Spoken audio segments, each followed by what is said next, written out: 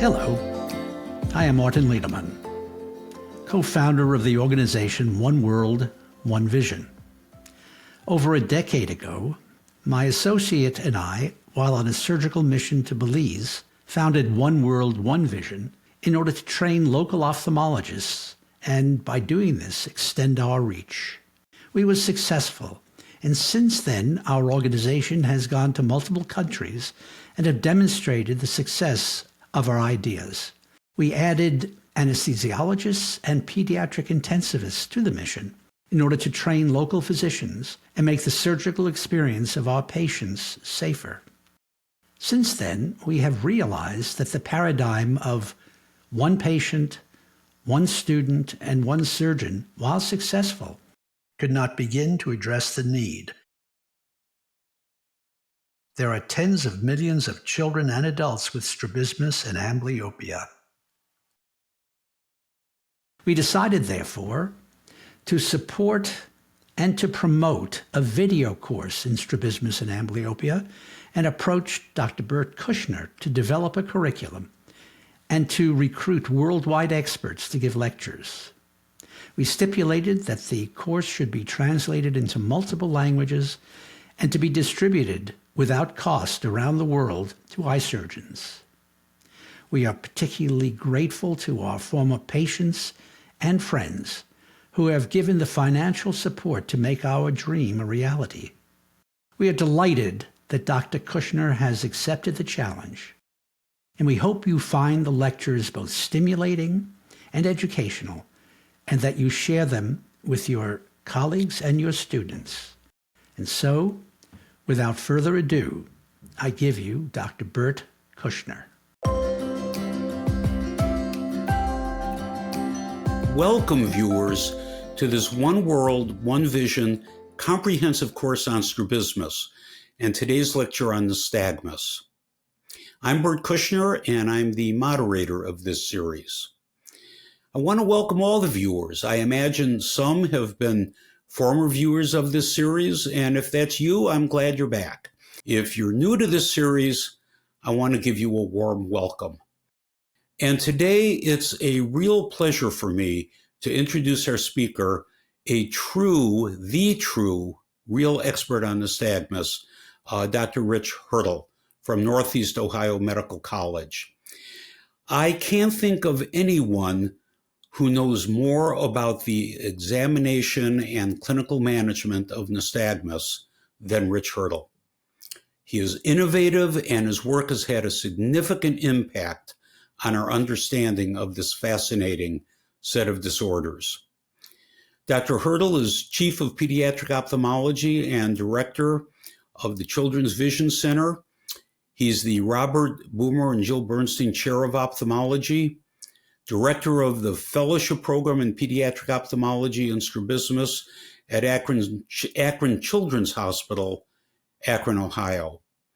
He's been the principal investigator on many NIH-funded research projects, including ongoing studies on the treatment of strabismus, nystagmus, amblyopia, infantile cataracts, and retinopathy of prematurity.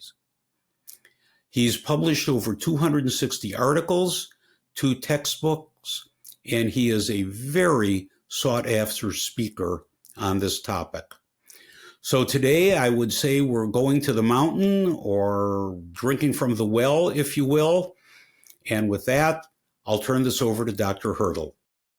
All of the work that I'm presenting in the next 30 to 40 minutes has been accomplished over the last 40 years with the help of a tremendous number of people, many of which you see listed here on the screen, including my 2 animal friends you see here up on the right, which I'll be discussing later.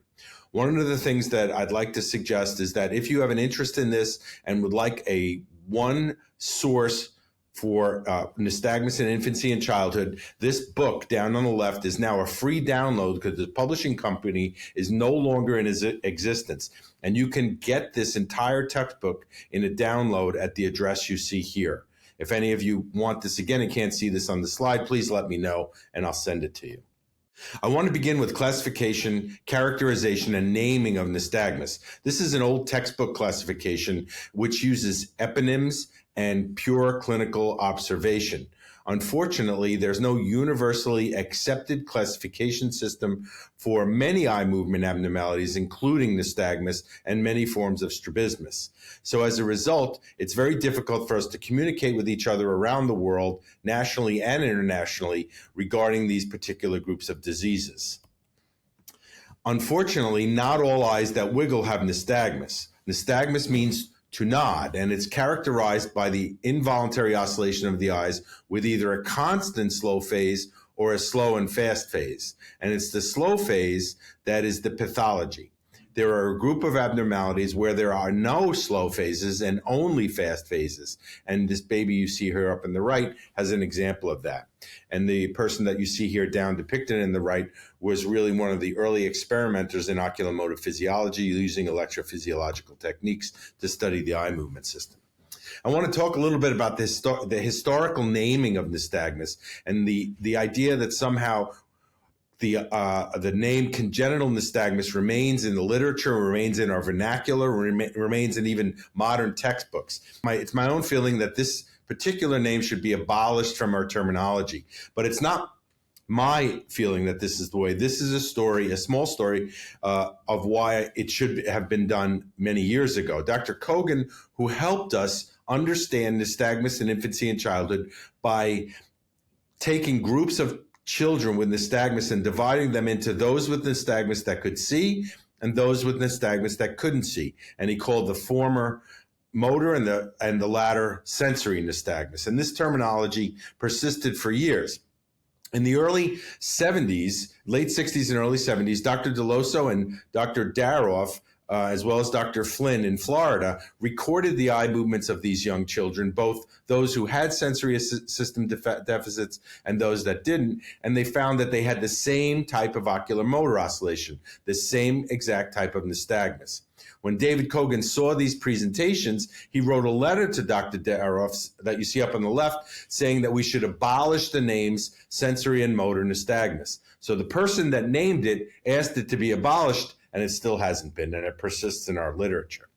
In the early 90s, National Eye Institute sponsored a symposium on the classification of eye movement abnormalities and strabismus, and I'll refer to this as CEMAS.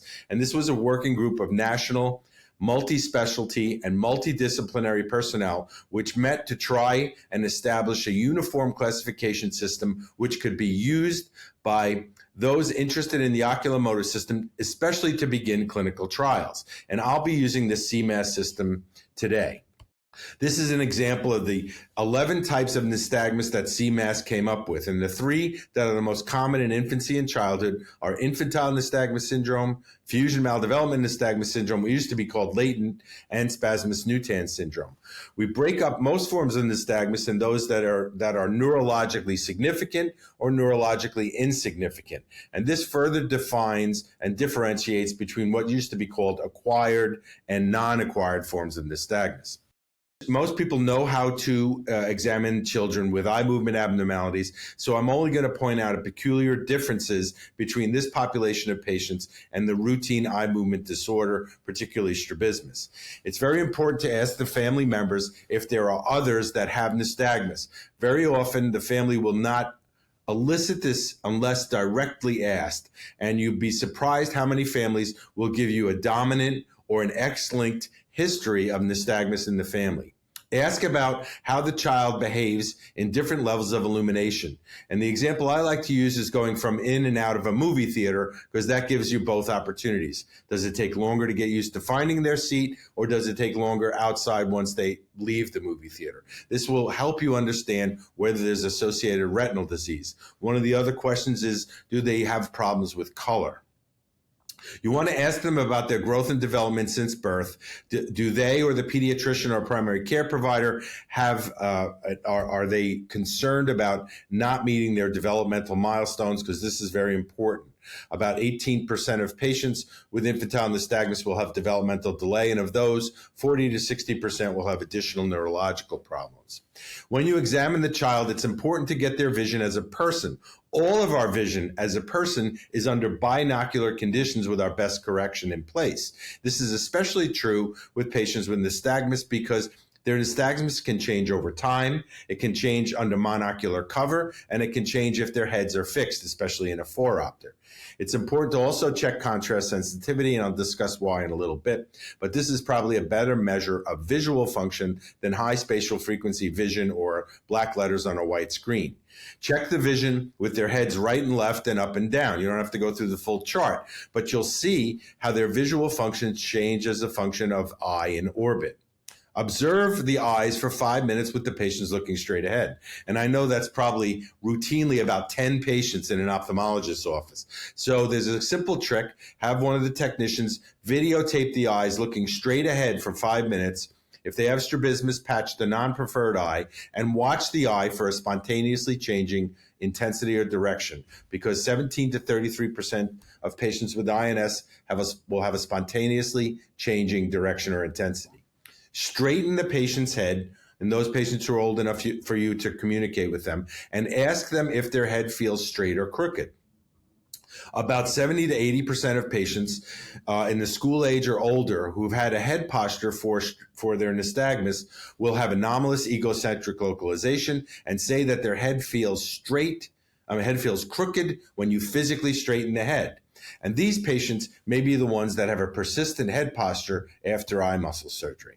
I won't go through a lot of these slides in excruciating detail, but I want you to get a sense that if you don't have eye movement recordings, one of the ways to tell among and between patients who have neurologically significant nystagmus in childhood from those that don't is whether or not the nystagmus begins after infancy and can be documented after infancy, and whether or not they fulfill the criteria you see on the left, which are clinical criteria for the infantile nystagmus, and whether they only need their visual system evaluated or whether they need additional neurologic system evaluation.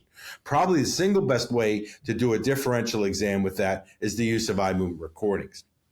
I know, again, this is a complicated slide, but the purpose of this is exactly to show you that the establishment of a head posture, the evaluation of a head posture, and the reason for a patient's head posture may not only be the eyes. Now, the eyes may have been initially responsible for generating the head posture and may still be responsible, but it's not just an eccentric gaze null. If you cover an eye, they may want to put one eye towards the nose and change the head posture. If they have periodicity, they'll have a dynamically changing head posture. If you stimulate them with smooth pursuit, their head posture will change. If they have bad vision in one eye, it may change their head posture if you ask them to look with the eye with the bad vision, and they may have anomalous egocentric localization. So it's important to understand the full clinical spectrum of patients when either treating the head posture or evaluating a head posture for treatment or after treatment. I think the fundamental reason, certainly, that I understand patients more with eye movement abnormalities, specifically nystagmus, is the use of eye movement recordings. And this does as much for those of us who look at these patients on a regular basis as electrocardiography does for the heart doctor or heart surgeon. It's almost impossible for me to diagnose the eye movement abnormality based on clinical evaluation alone. We can narrow it down sometimes to 2 or 3 oscillations, but the exact diagnosis requires the same type of accuracy as electrocardiography does for heart arrhythmias. And right now there are commercially available ones such as this you see here, which doesn't touch the face. You can have the baby sit on the mom's lap, and this is remote video oculography, and it records the eyes at up to 1,000 times per second. So it's very accurate. When you record the eyes with eye movement recordings, basically, and I'll say this now and I'll reiterate it through the talk, basically when you look at these eye movement recordings, you see time going from the left to right. Rightward movements are up, leftward movements are down if it's horizontal. Vertical movements are up and vertical movements down. Up is right and down is left if it's vertical movements. These are all the possible waveforms for the single beats, showing 2 or 3 beats, of nystagmus that are present. The simplest waveform is a pure pendulum, which you see up to the left, or a pure linear slow phase, which you see up to the right. These simple waveforms are most commonly seen in neurologically significant forms of nystagmus, those associated with disease of the brain, brainstem, cerebellar, toxicity, trauma, tumors, inflammatory responses, inflammatory, etc. The more complicated slow phases that you see, the remainder of these artist representations, are the result of the brain adapting to an increasing velocity slow phase and are part of infantile nystagmus syndrome. So the two basic slow phases are an increasing velocity or a decreasing velocity. And what do we mean by that? The fast phase is corrective. The slow phase is the pathology. So if you look at the yellow arrows, they're pointing to slow phases that are increasing velocity. And I've illustrated this by showing you an on-ramp to the freeway. An increasing velocity is getting on the freeway. So if the eye is moving away from the saccade at an increasing speed, that's only associated with infantile nystagmus syndrome. If the eye is moving away from the saccade, getting off the freeway, it's a decreasing velocity, and that's associated with some forms of acquired nystagmus as well as fusion maldevelopment nystagmus. I hope that made it a little bit clearer for you. In addition to eye movement recordings, it's very important to evaluate the afferent system because 80 to 85% of patients with infantile nystagmus syndrome will have some associated disease of the afferent system, either the anterior segment, the retina, the optic nerve, or the visual pathways. And these are the tests that we routinely perform in our patients. Right now, you can do handheld ERGs as screening with the red eval that you see on the bottom. You can do VEPs in children, behavioral testing with the teller acuity cards. And also we use a handheld Bioptogen SD-OCT, which gives you scans at approximately 60 to 70,000 times per second. So the eye oscillation will not blur the OCT. And contrast sensitivity testing, as you see down on the left, we think is a very important testing for patients with nystagmus. I want to show you what is the single thing that makes patients with nystagmus visual system different than ours, than patients who have a stable oculomotor system, is that they have a period in time where their visual system functions at its worst, and they have a period in time where their visual function functions at its best, depending upon which function you're measuring, whether it's acuity, contrast, motion, visual reaction time, gaze-dependent visual acuity. If you measure a person with nystagmus, any visual function, every hour for 6 hours, you won't get the same measurement. They have a fluctuating visual system, much like blood pressure, hormones, blood sugar. So that's different. That's a whole different concept. So if you're seeing the patient for 5 minutes in the office, you may get one visual function and someone else sees them the next day at a different time, or you examine them an hour later. So it's really important to understand what we're trying to do with patients, and I'm skipping ahead with treatment, is to give them their best visual function more of the time. So the first disease is infantile nystagmus, and this is the most common of all the oscillations seen in childhood, and it has a diagnostic increasing slow phase on eye movement recordings. It's often, as I said, 80 to 85% of the time associated with, but not directly due to, it's not the sensory system deficit that causes the nystagmus directly. It interferes with communication between the developing afferent and efferent systems. And I'll show a slide with that in a little bit. But you can read here for yourself the characteristics associated with infantile nystagmus syndrome. But 17 to 33% of patients with INS will have a spontaneously changing intensity. And you can see it here in this young woman. If you look at her, in addition to her esotropia, which you'll see on cover test, watch the intensity of her oscillation. It spontaneously changes intensity in terms of its amplitude and its frequency. And if you record her eye movements over the course of, say, 5 to 10 minutes with her looking straight ahead, this is what you'll see on eye movement recording. And this is the eye movements, right is up again and down is left, and you see eye movements that slowly increase to the right, slow down, stop almost, and go to the left. And this rhythm is extremely regular. This is pure infantile periodic alternating nystagmus.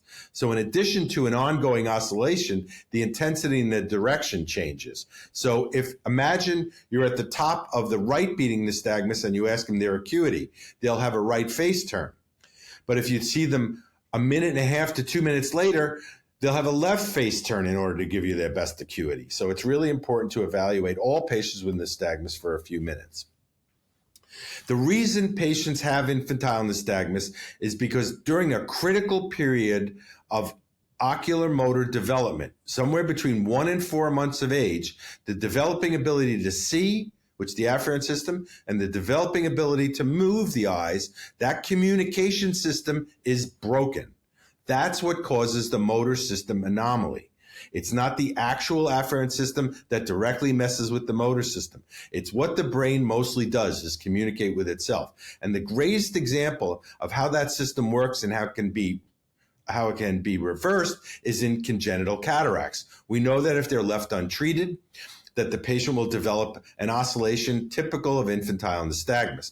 But if the afferent system development is reversed and normalized in the first 3 months, then nystagmus either doesn't develop or reverses. Fusion maldevelopment nystagmus is a disorder of communication between the developing ability to use the eyes together, or the binocular system, and the eye movement stabilization system. And they have a linear or decreasing velocity slow phase.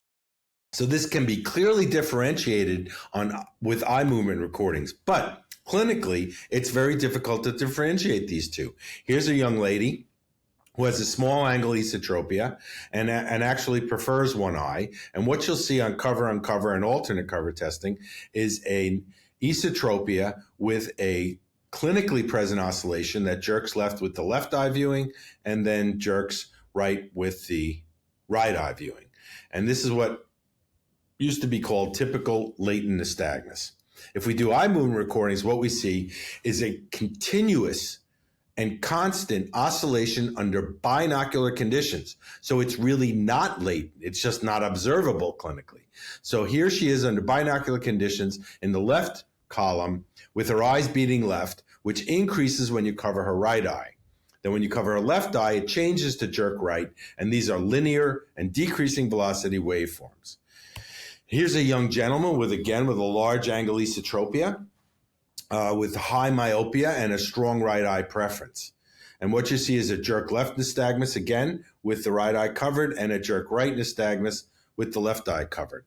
If you do eye movement recordings on this person, you don't see latent nystagmus. You see infantile nystagmus syndrome with a latent component. I know now it's getting very complicated, but 40% of patients with infantile nystagmus syndrome who have associated strabismus will have a latent component.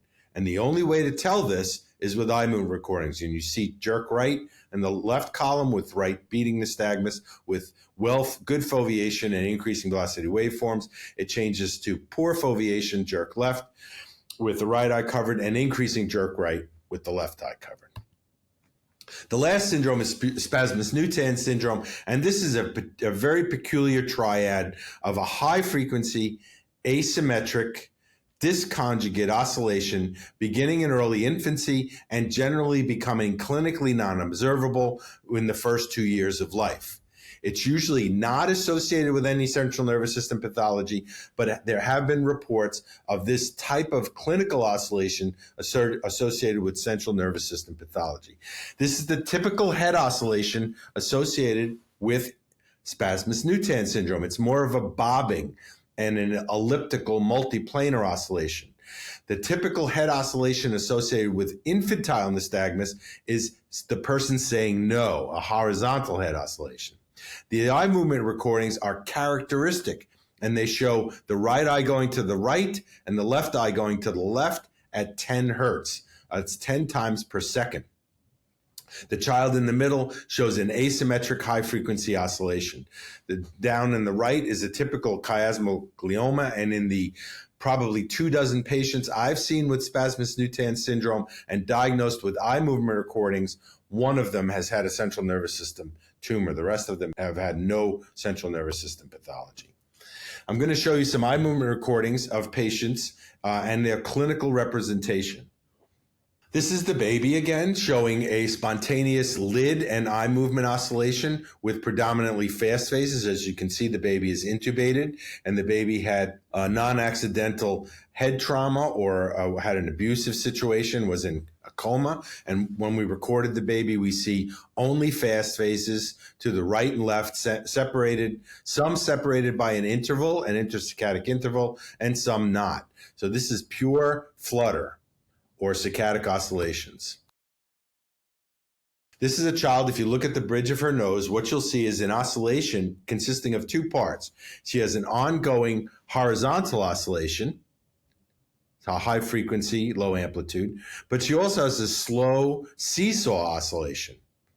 So she has infantile seesaw nystagmus. And if you record her eye movements, what you see is an ongoing infantile nystagmus waveform with the vertical component coming together and apart. These patients almost always have an abnormality of their chiasm, either achiasma or hypochiasma. So if you see seesaw nystagmus associated with infantile nystagmus, it's important to get an MRI. It's interesting that the optic nerves oftentimes look normal. The acuity is normal. The visual field is normal. This was an animal model from which we worked on and then went and found some humans with this. This is a woman with neurologically significant nystagmus that she has an adult onset with oscillopsia. And you can see as she moves to the sides, she has a jerk nystagmus that's predominant in down gaze. It's jerked down, and it's much worse in down gaze than up gaze and in side gaze.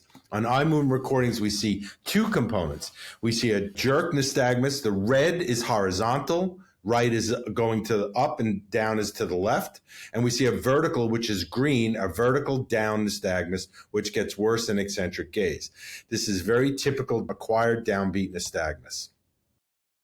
Here's a young man who came in complaining of occasional oscillopsia of recent but not immediate onset over the course of the last 16 to 18 months, or the last year and a half. And if you look at his eyes, he looks pretty quiet straight ahead, but he has a jerk left nystagmus, which gets much worse in left gaze and much better in right gaze.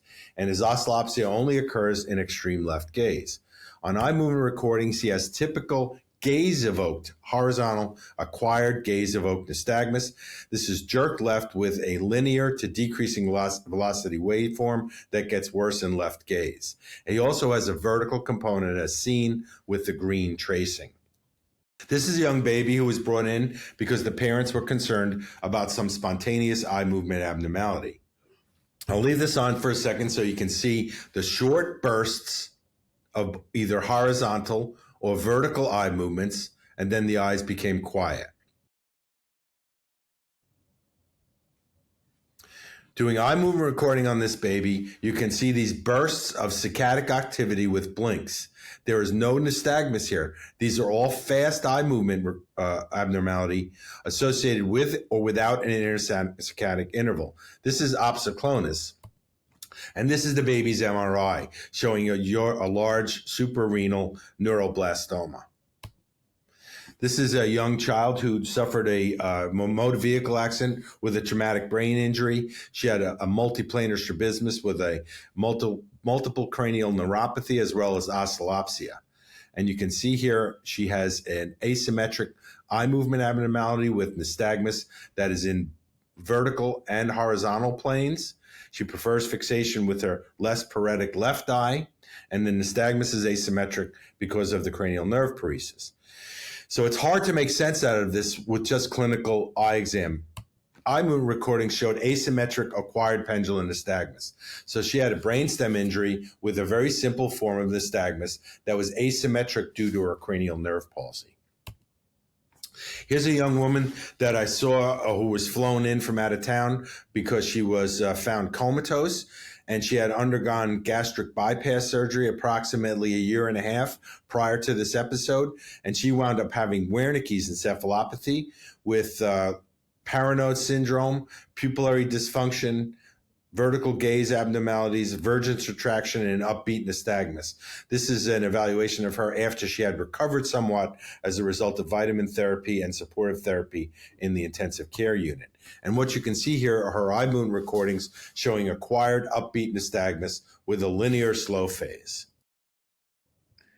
I'd like you to look at these videos for a while and watch these two patients.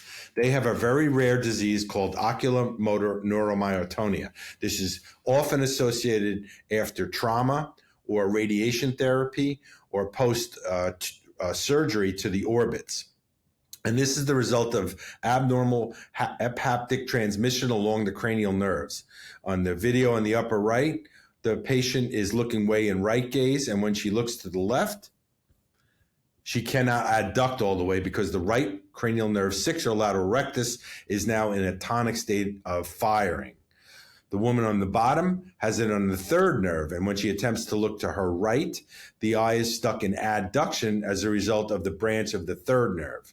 So patients that have intermittent diplopia and have had a history of radiation or therapy in the orbit often need to be looked at in this way to see the ocular motor neuromyotonia. This is a very rare. I was fortunate enough to see both of these patients. So how is the visual system affected in patients with nystagmus? Well, there are objective problems, as you see here, especially in childhood.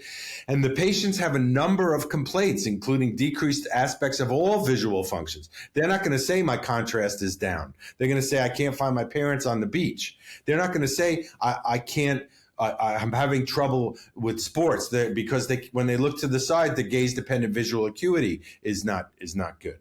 So it's important to understand what the objective and subjective aspects of visual compromise are, and we need to try and treat each one of these symptoms individually.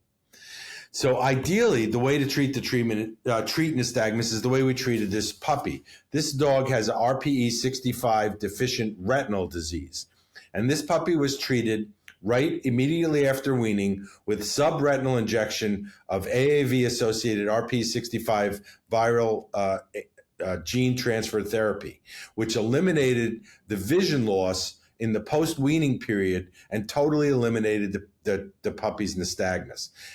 Analogous to doing cataract surgery after congenital cataract surgery in the first 12 weeks.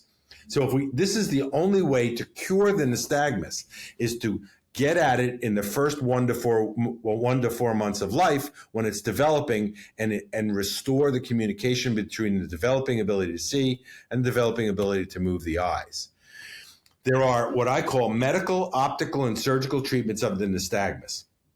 Medical treatments are usually optical therapy, oral and topical medications, and the things that you see listed here, such as non-traditional therapies like acupuncture and biofeedback and meditation.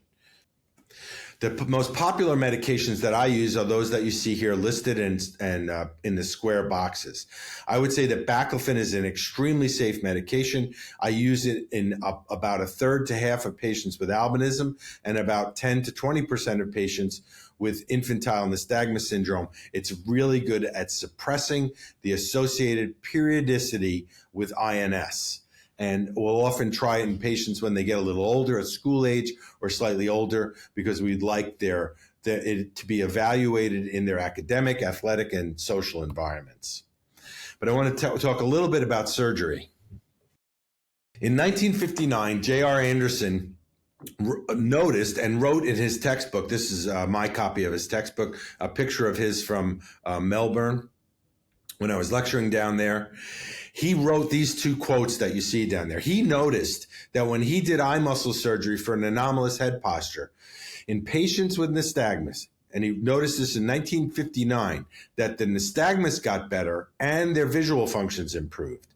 But it wasn't until the late 70s, early 80s, when Dr. Deloso, Dr. Flynn, and then later Dr. Deloso and Dr. Daroff started recording patients who had eye muscle surgery with nystagmus that was done by Dr. Flynn, that their nystagmus improved. These observations were largely in the scientific, a little bit in the clinical literature, until we found an animal model of infantile nystagmus where we could test how surgery was helping the nystagmus and whether in fact it did help the nystagmus. And so these achiasmatic Belgian sheepdogs were introduced to Dr. Deloso and then later to Dr. Deloso and I, where we worked with them in Memphis, Tennessee. And what we did to test the hypothesis that it was something about the surgery alone itself that decreased the nystagmus, not moving the muscle or taking a piece out of the muscle, but actually just cutting the muscle that reduced the nystagmus. And it turns out that there was a significant effect of just cutting the eye muscle. This hypothesis was then further tested in two moderate clinical trials, one in adults and one in children that were supported by the NIH, where the data were blinded to the surgeon and to the patient, and again show that just cutting the muscle and replacing it on the globe made the nystagmus and improved vision and visual functions. As a result of this, we've done eye muscle surgery on thousands of patients over the last 15 years. But this is an example of how doing eye muscle surgery on patients with nystagmus, especially infantile nystagmus, affects their nystagmus. And what you see here is during each beat of nystagmus, the brain takes in more of the world. The period of time between the fast phase and the slow phase, when the eye is moving at its least velocity, is when the brain perceives the world. This period of time is increased after eye muscle surgery. But if you look at this patient clinically, from this eye movement recording, their eyes are moving 5 times per second before surgery and 5 times per second after surgery. So it looks to the naked eye as though nothing was done as a result of the surgery. So after performing thousands of surgeries and thousands of patients, and now I see 20 to 25 patients a week and do 3 eye muscle surgeries for patients with nystagmus a week using standard eye muscle surgical techniques. I've come up with an algorithm that can be used by anyone who does eye muscle surgery that sees patients with infantile nystagmus syndrome to assist their patients by performing surgery. And this is listed in multiple publications. I don't have to spend a lot of time going through each operation here listed on the slide. But what we've done is we've improved the nystagmus. Unfortunately, I'm asked to say, what does doing eye muscle surgery on patients with nystagmus due to their high spatial frequency vision? And I can tell you the ocular motor system's purpose is not to see black letters on a white screen. But in order to get a paper published, I have to say, what does it do to visual acuity? And in fact, making the nystagmus often does improve their best corrected visual acuity. And in 75% of patients, usually 1 to 2 lines. And in a significant number of patients, about 15%, it gets more than 1 line. And this is in multiple publications. But what we do to patients with nystagmus when we perform eye muscle surgery is not necessarily make high spatial frequency vision better. We improve function in another way. So we move the null point and expand it. So not only do they see better without having to use their head, the breadth and width of the null position is expanded. And we've measured this by doing visual acuity measurements as a function of gaze, both horizontally and vertically, and plotting this out. And we measure this vision in space, and we call this functional vision space. And patients who have their acuity measured as a function of gaze before and after eye muscle surgery shows that it improves. Again, getting back to what I said before, it gives them their best vision more of the time. This is an example of data published on possibly the worst group of single patients with nystagmus, and these are oculocutaneous albinism patients type 1A. And in 85 of these patients, their group mean acuity improved from 170 pre-op to 80 post-op. But more importantly, their contrast sensitivity improved dramatically. This is a recent study of adults who had virgin eye muscle surgery. They didn't have any eye muscle surgery before, and 38 patients who were ineligible to drive prior to eye muscle surgery, 60% now met 20/70 criteria or better under binocular conditions, and now were able to drive. So these are the visual functions that were studied, that have been studied before and after eye muscle surgery and shown to improve, that you see on the top, and the visual functions that did not improve are seen on the bottom.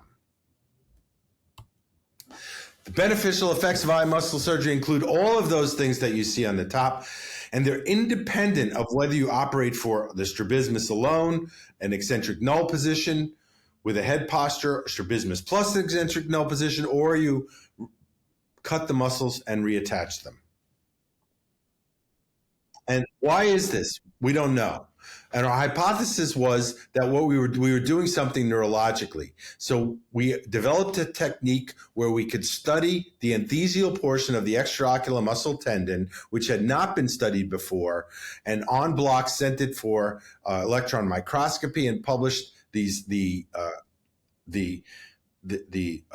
existence of these new proprioceptive afferent endings, which now, and I'll show you this slide, and I don't expect you to read all these, but this is just an example of where we think these proprioceptive afferent endings go through to get to the brainstem and cerebellum. And then, as a result of this knowledge, over the last year or two, this is only studying proprioceptive afferents now. This is new studies on proprioceptive afferents after the knowledge of these new neuronal connections. Maybe as a result of these neurons being discovered on the surface of the eye, maybe we could treat the surface of the eye and these neuronal endings without surgery. And I'm going to tell you this little story. I had a patient who was on acetazolamide or Diamox and said his nystagmus got better and his vision got better when he took his oral Diamox. So we studied him. And as a matter of fact, his vision did get better, which is, so his nystagmus gets better as the lines go up here on the chart. And with Diamox orally, the nystagmus improved. So we said, well, we have topical Diamox. We use it for glaucoma. So we gave this patient topical Diamox, Azopt, and the nystagmus got better. So it's only one patient. So we decided to do a clinical trial where we had patients double-blinded and crossed over. They used placebo, then stopped, then used the Azopt, or vice versa. And it turns out that the Azopt reduced their nystagmus, improved their nystagmus acuity function, which is a measure of the waveform, improved their visual acuity, and we did a quality of life measure, which was improved as well. And right now, I use Azopt I try it in about half of my adults, and about a third of those stay on the Azopt and say it further improves their vision and visual function even after eye muscle surgery. What I'd like to say and end with this is that it's only when we study the patients and we look at the patients and we listen to the patients and we use modern technology and we keep an open mind. Because who would have thought that the idea that there was something new to be discovered anatomically, that doing animal research would be available in nystagmus, that by keeping our minds open, that somehow the surgery we were doing were helping patients for years and we didn't know why. I think it's hard for us sometimes to look at this, evaluate this, and studying this objectively. And down in the middle, you can see that's Ginger, who's still with me now, who's a dog that we actually did a drop study on, which I discussed today. We're looking at a new eye drop to help with nystagmus. And this is our brother Stanley at our house. And this is Dr. Samir Zeki with us in Australia. Again, I'd like to thank you for your attention, and I hope this was helpful, and it will be helpful, but I encourage all of you to try and understand this a little bit more, add this to your clinical practice, because you and your patients will benefit in the same way that the patients that come and see me here. That was absolutely fabulous. I promised the viewers a great lecture, and you exceeded expectations. I think you should call this lecture, I know you've given this in other forums, Nystagmus Made Understandable. I won't say made simple because it's not a simple topic, but it's made understandable. And one of the beauties of this particular series is all of these talks are online, and viewers can go back to them and watch them and listen a second or third time, pause them, take notes, get some of the information off the slides that they might not have been able to absorb at the first presentation. I do have just a few questions and comments, if I may. First, if this is okay with you, you said at the beginning that book is available as a free download. Would you be comfortable sharing your email address with people if Sure. they want to get that? And why don't you just say it or spell it out? And It's Hertle, Hertle, at Akron Children's, one word, AKRON, CHILDRENS.org, rhertle at akronchildrens.org. Wonderful. And I'm curious, you talked about some of the newer equipment for doing eye movement tracings, and you showed one particular unit. Any idea, for someone who doesn't do as much nystagmus work as you do, what is the relative cost of a function, a unit that would be useful? And are there any particular brands that you would, or models that you would like to mention? Yes, and I get asked this quite a bit, and we've helped set up eye movement labs for clinical reasons in Asia and South America, India, China, and these techniques can be brought into anyone's office, and you can get a good one about $30,000. The iLink system, the iLink 1000, is really easy to use, to set up. It uses a Windows-based software, and our technicians do all the testing. They download the data for me. They put it in a place that I can look at that's attached to the medical record. So it's really compatible with modern medicine. I think the hardest part of using this is the interpretation part. And I think one of the reasons that OCT is so helpful is because it comes with algorithms that give you outputs. Like even now, modern EKGs will tell you with a printout, this is a type 1 block, so even the cardiologist gets a little help.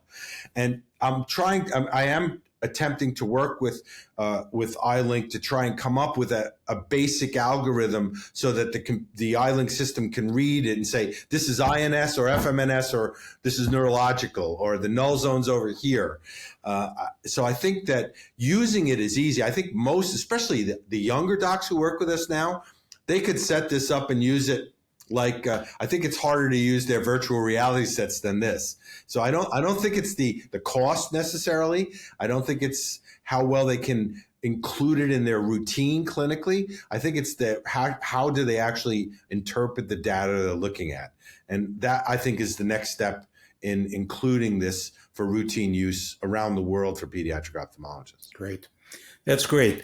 I have to comment. I loved the analogy of the on-ramp and off-ramp of the freeway for imagining what an ascending velocity, descending, it makes it very, very clear. And I think that was when you thought of that was a stroke of genius. I do have two specific sort of more medical related questions. You commented when you showed spasmus nutans, you said you've had one patient that had a glioma.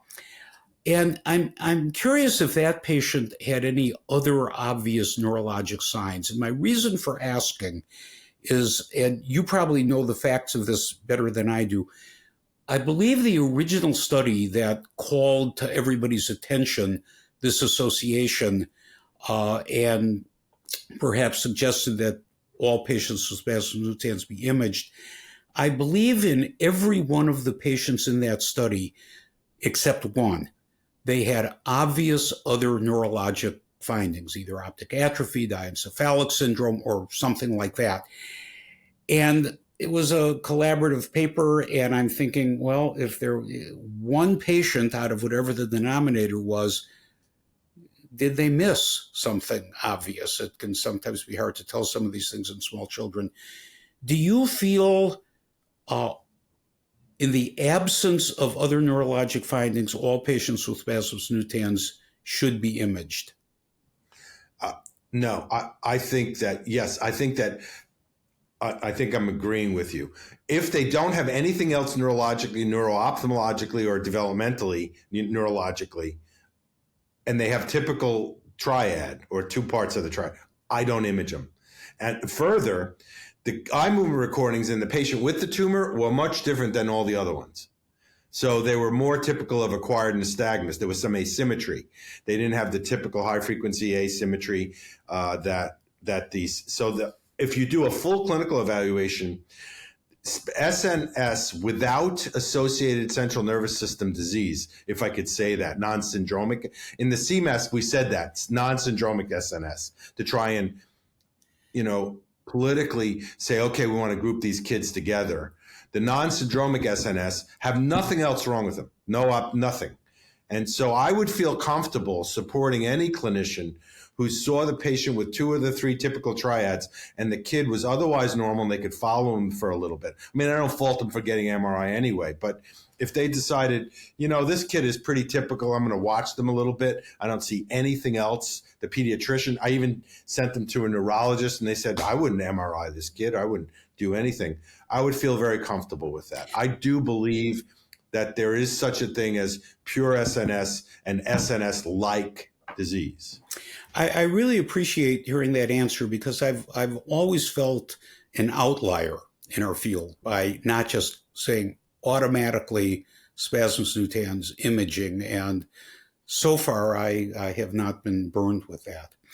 The other question I have, maybe there will be a second part to it, relates to the tenotomy reattachment procedure. And my understanding, and as you said very clearly, it's thought that cutting the tendon at the insertion disrupts the proprioceptive fibers. And to me, when I actually first heard the initial presentation of this procedure, I thought, if that is how it works, wouldn't it make more sense to excise them? Maybe resect 1.5 millimeters or 2, and then recess what's left 1.5 millimeters or 2, so you're not shortening the sarcomeres posteriorly, but you're completely getting rid of those fibers rather than just counting on cutting through them, disrupting them. Any thoughts on that? Yeah, I agree. I think that's probably a more, yes, there have been thoughts, do they re-anastomose in some way? And this would prevent it. And so I agree with you. I think that that would be a more complete way to do a tenotomy and reattachment, even if it's 2 millimeters or 3 millimeters, And I think that I would probably I have to say this, and I know I keep backing up, but the amount of times that I only reattach and do that is only 6% of the time. Most of the time, the patients have strabismus or a head posture, or combinations of those. But if I was going to do that, I would probably only do 2 or 3, and that's a dicey area to reattach the muscle, 1 millimeter back. So 2 or 3 would be fine, probably at least 2. But putting it 1 millimeter back with resecting one piece, it's pretty. I think if we did that routinely, I probably would find more chorioretinal scarring inside the retina than I'd be happy with. But I think resecting a part would be fine. But if you did that with all 4 horizontals, you wouldn't get any strabismus, would you? If we resected 2 millimeters and reattached them all at the original insertion, we'd be fine. Right. That's true. We shouldn't have any. So maybe a combination of those 2 things is the right thing to do. A 2 millimeter resection of all 4 recti and reattachment at the original insertion. Right. Then we're not creating a mechanical disadvantage or disadvantage. That's probably the way to go. The last question doesn't directly relate to nystagmus, but it relates to the idea of the proprioceptive fibers being at the anterior end of the tendon. I'm wondering, in patients that have undergone resections of all muscles, let's say they had an R&R, bilateral R&R, I'm hypothetical, of course, and then they were overcorrected and they had resections of the other muscles. So all the muscles have been resected. Do they have a proprioceptive defect in localization of when they look to the side, being able to tell where things are in space and so on? And I've never looked for it specifically, but I've never observed that or heard that from any of my patients that have undergone resections. Any thoughts about that? Yeah, there's a whole literature on that. Actually, I think Steve Kraft did some of it, and Marty Steinman. He's an ocular physiologist, and there is a literature on proprioceptive visual vestibular changes after strabismus surgery. And my understanding of it is that if you measure patients immediately after, there are some discontinuities in visual vestibular function, as well as pre-pass pointing and some proprioceptive disturbance that's readily fixed as a result of the retina, the greatest proprioceptor in the body. But it's clear there is some initial disruption in proprioception, even routine. It doesn't even have to be resection. It can be recession. Oh, I'm aware of the immediate effects. In fact, I've talked to Marty Steinbeck about this some time back. But I'm thinking long term, because immediately after you're changing the sarcomeres, there's a lot of other things going on. I'm talking about after the smoke settled, but those proprioceptive fibers are gone. Yeah. Well, I can tell you that, I've been recording these patients. I continuously record them to look for, it's probably something I should put together, but I have 10 years of data at least on some patients who I've recorded, and the nystagmus doesn't get worse, and it doesn't go back to where it was pre-op. The problem with longitudinal data in childhood is everything gets better in childhood, right? Yeah. So I'm caught between saying the effect of the tenotomy seems to last. It doesn't reverse itself, right? And I'm not sure why there's this long-term effect. Am I catching up with development? But in adults, there's no new development. If anything, maybe there's a deterioration. But in the adults I've done it on, I haven't seen a recurrence of all of the quantitative characteristics of the nystagmus years later. It seems to be persistent. Great. Well, thank you, Rich. Thank you again for a fabulous lecture. And viewers, I want to thank you all for tuning in, and I hope you will come back and view the other lectures in this series. Until then, I want to wish you all a good rest of the day, whatever part of the world or time of the day that you're seeing this. Until we meet again. In bringing you this video course, there are many thank yous. Thank you for viewing the video course on strabismus. We hope you found it stimulating and educational, and that you share its insight with others.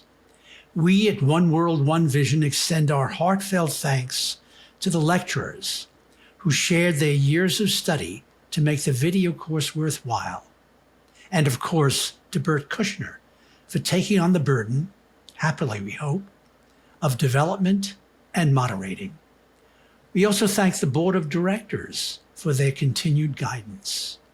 We thank our donors for their financial support that made this video course possible. An enormous thank you to the video team of Sweet Sadie for their extraordinary efforts to make the course both visually and auditorially extraordinary, and for their technical guidance of lecturers. Thank you, Rachel, Tim, Eddie, and Bill. If you are interested in learning more about what we do, go to our website, www.oneworldonevision.org. And finally, if you have comments or thoughts or ideas, you can email me at owov2020@gmail.com. Goodbye.